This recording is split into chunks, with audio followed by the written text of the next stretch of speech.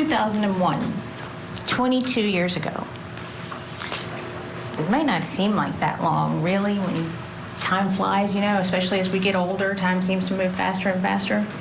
But life was much different 22 years ago.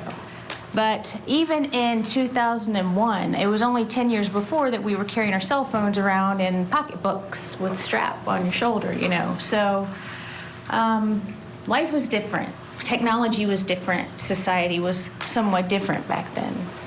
Nothing was immediate. Information was not always at your fingertips. The other thing about 2001, when someone brings up the year 2001, what's the first thing that you think of? Most people, or a lot of people, think September 11th, 2001. Now, 10 days later, September 21st, 2001, the Malarik children have that exact same experience. They know exactly. They have memories seared in their brain because that is the last day that they saw their mother alive. Today you're going to meet one of the children, Jacob Malarik. Tomorrow you'll meet Greg Malarik. These are the eldest boys of Sherri Malarik. In 2001, in September of 2001, they were 11 years old. Now this is a blended family. Jacob is Sherri's son from a prior relationship.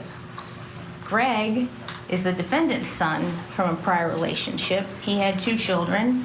And then together, Sherri and the defendant had 3 children. On September 21st, Sherri has a whole brood of kids at her house, 7 of them. It was a Friday. It's after soccer practice, it's pizza night. She's got everything all worked out.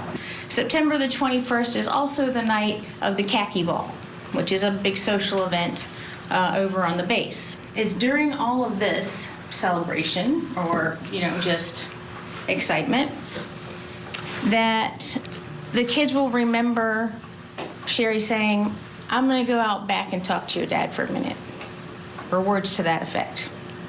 Pretty common. Wouldn't think anything of it. She walks out the back door into the backyard, and that's the last time they saw her. That was about, they're going to estimate, the evidence will show you about 7:30. Sometime after that, around 8 o'clock, the defendant comes in the house. Is that while in bed with Jennifer at a hotel, he expresses his frustration and irritation about Sherri. He doesn't want to be married anymore. He wants to be divorced. He suggests it would be easier to kill her than to divorce her. He had instructed her to meet him at the Winn-Dixie at a certain time. When she gets there, he's at the Winn-Dixie with the van. She said she didn't see Sherri.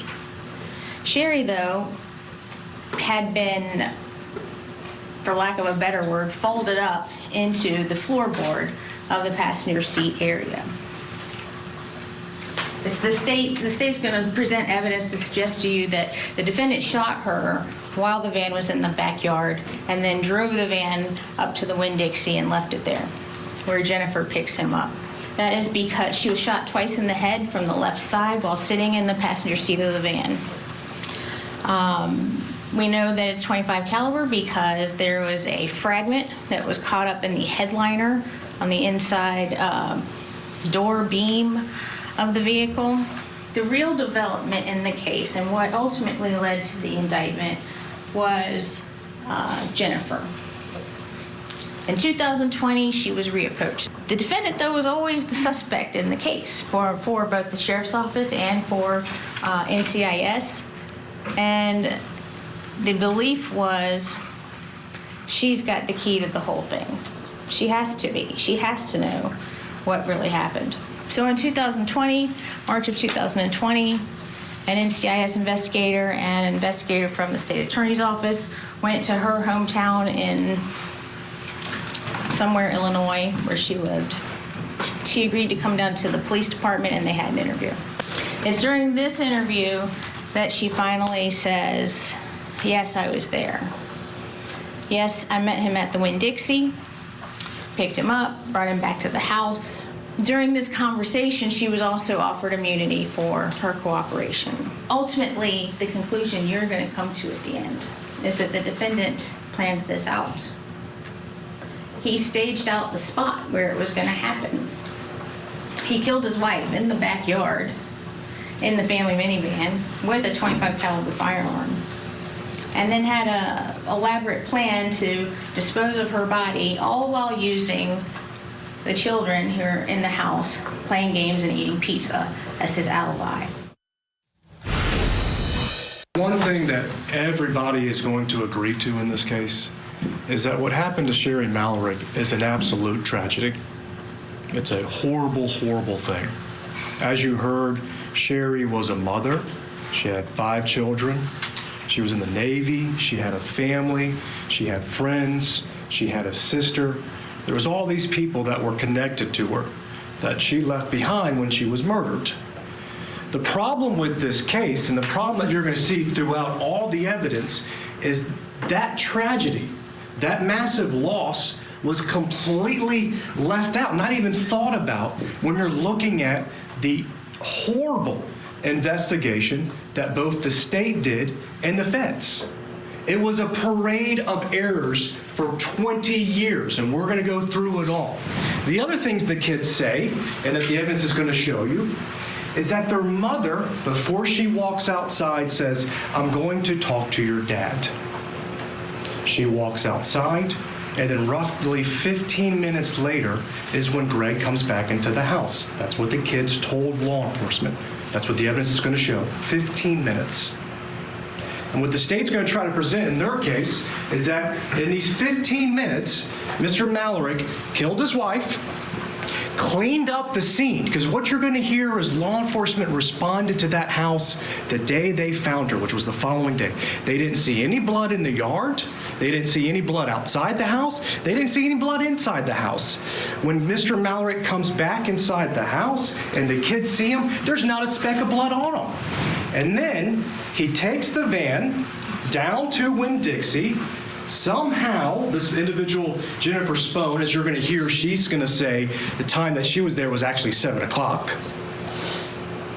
Does the exchange, gets back. As you heard, and everyone's going to say, there were 7 kids in this house of all different ages, going from essentially 11 to 4. And all these kids are going to say they had no idea that this was going on. What the kids are going to say is, 15 minutes, he comes back inside the house. He says, your mother went to the store, and he goes and takes a shower.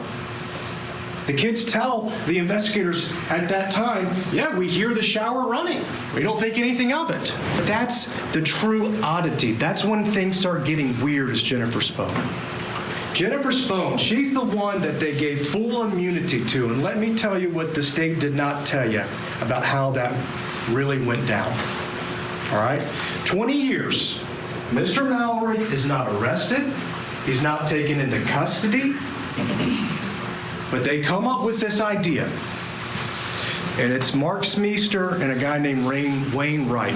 But they come up with this idea. And the idea is essentially this. Let's get Greg arrested.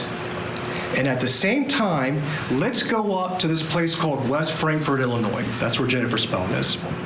And when they're there, we're going to tell her, hey, Jennifer, Greg's arrested. And it's your time either to cooperate with us or we're going to arrest you.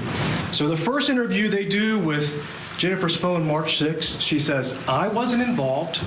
I have no idea what you're talking about. I don't know if Greg did it.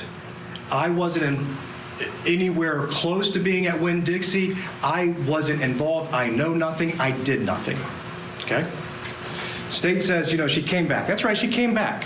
But something else happened when she comes back. They say, hey, listen,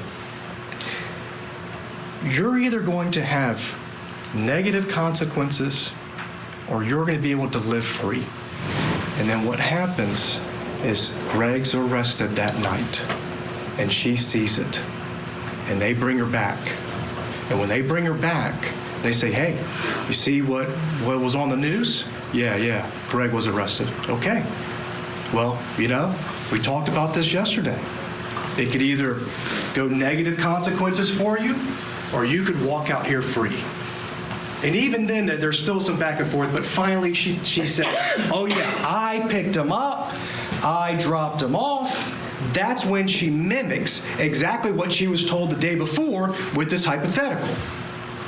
But that was the 5th time that she gave a story. And each story would change and change and change.